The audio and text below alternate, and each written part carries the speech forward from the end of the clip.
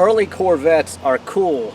Certainly the first generation is an icon, and the split window coupe from the 60s, that's an incredible and very cool looking car. But I've always loved the C3 Corvette. It was my first favorite car, and that's what's behind me. I've just bought it.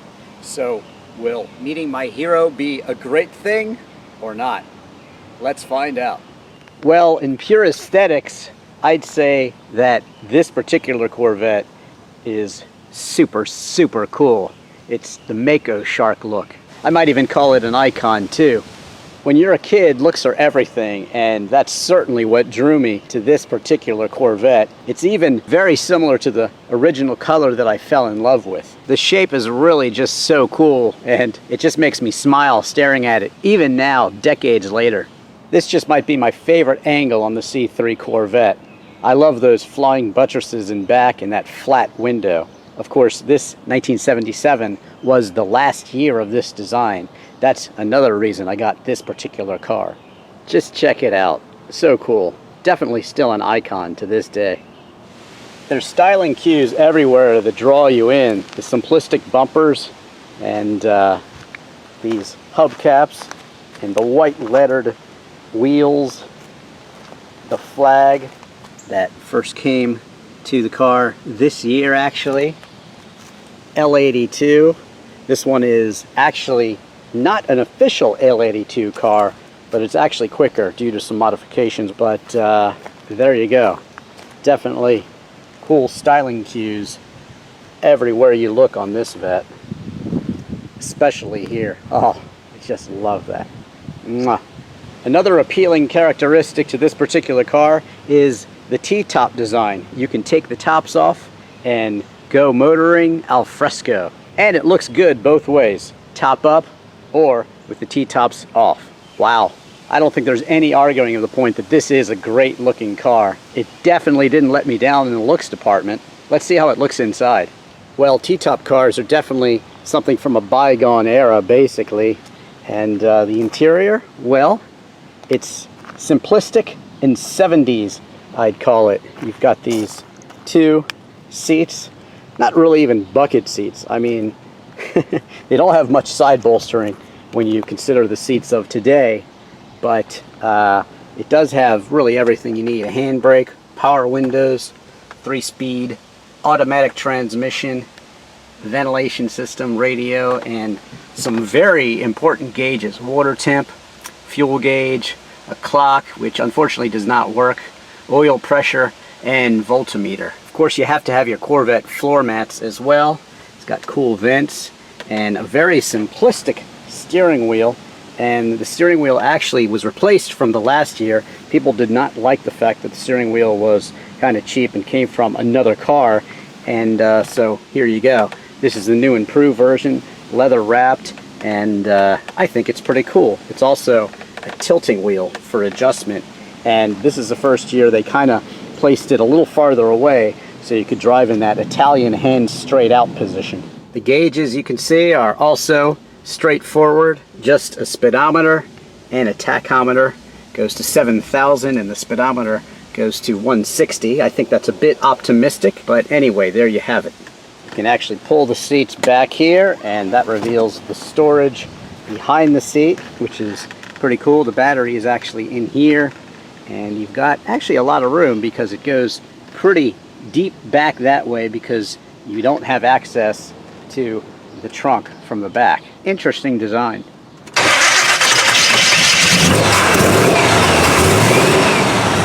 Powering this Corvette is a hybrid between the L48 and L82 engines. The block actually changed color from orange to blue sometime in the middle of this production run in 1977, and this one's been modified, so it's definitely more than an L82 in here with the Edelbrock heads and some other modifications that were made to the engine. It produces 210 horsepower at 5,200 RPMs and 255 pound-feet of torque at 3,600 RPMs. 0 to 60 is said to be just under 7 seconds, and it prefers at least 91 octane. Fuel economy, are you kidding me? Fuel economy?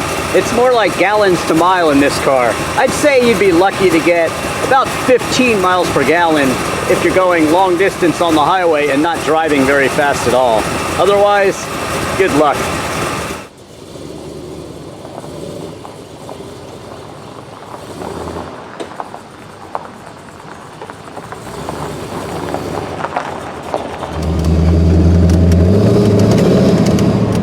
It's the sounds. It's the forward vision looking out over those wheel arches. Definitely an iconic shape. I love it. I talk about on many Infinities I review how they've kind of echoed this a little bit, but sports cars that are great often have very memorable forward vision view from the driver's seat. And Porsche 911 is one I talk about. Check out my reviews of those. Infinities and basically all sports cars. Just Google any car you like and Drivin Ivan and you'll find my reviews. Yeah, this is what it's all about. Open air and big American V8 in front of you and throttle oversteer. And that's what the Corvette's all about. This is a great car to be driving in America because this is the American sports car. What exactly is an American sports car? Well, it's got to be bold. It's got to be brash. It's got to have a big engine, V8 engine up front. And yes, that's what the Corvette is. And that's why it's just so cool. It's really nice to be finally driving this Corvette because it took a while to ship here and the anticipation was definitely growing. And now that it's here, gotta say, pretty darn happy with it. This particular car has some flaws. Driver's door is a little tough to open. There's some issues with paint, little run-ins here and there. The windows aren't too quick to go up and down. Steering's a little off of center, things like that. But overall, I'm very happy with this C3 Corvette. It is my first Corvette that I've ever owned, and it is everything I'd hoped it would be. I could just stare at it. It's just the shape. I love it. So, what's it like to drive it?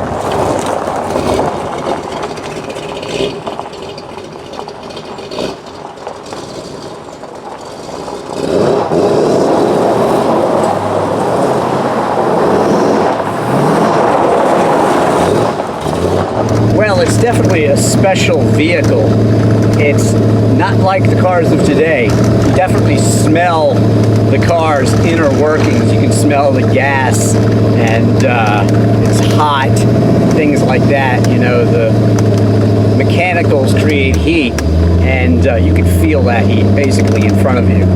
Much more than you can a modern car, and even cars that are 10, 15, 20 years later than this from the 80s and 90s. It's a totally different driving experience. You got those cool pop-up headlights, and yes, it's got that nice throttle oversteer and that front engine rear wheel drive handling. You can definitely get the tail out, and it's just the way it should be. Mash the throttle and it steps the back end out, and you can basically steer it with the throttle that way.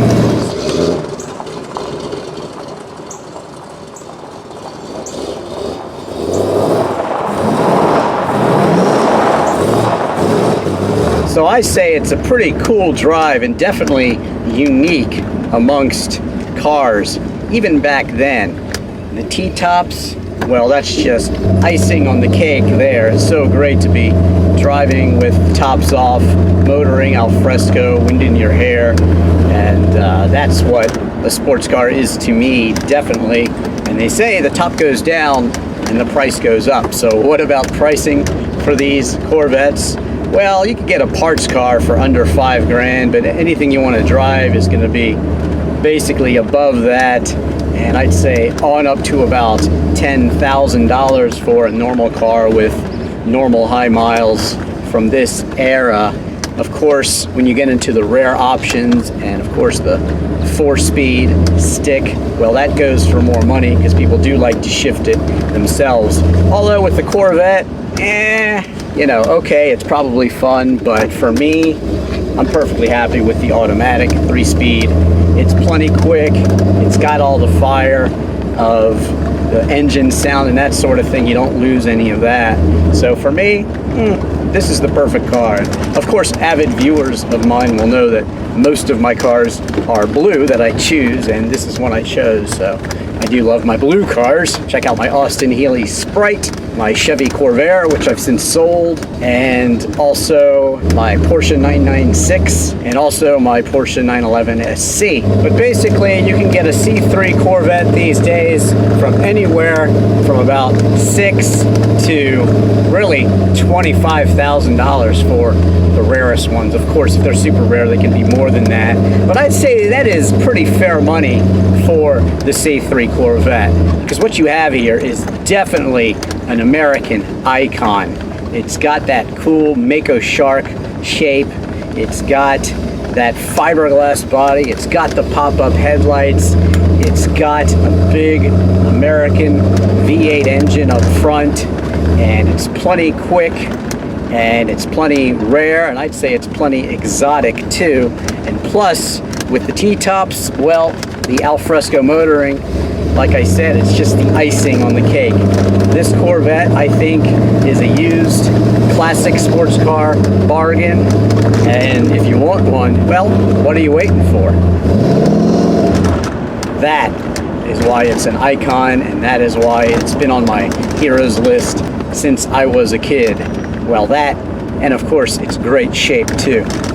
Thanks for watching. Don't forget to follow me on Twitter and Instagram. Don't forget to check out all of my other videos, my C7 Corvette video, my Corvette Grand Sport video, and also my other car reviews, of course. Don't forget to follow me on Twitter and Instagram, and also check out my disc golf videos, my music videos, my literal video for Chris Isaac's Wicked Game, and there you have it. Thanks for watching.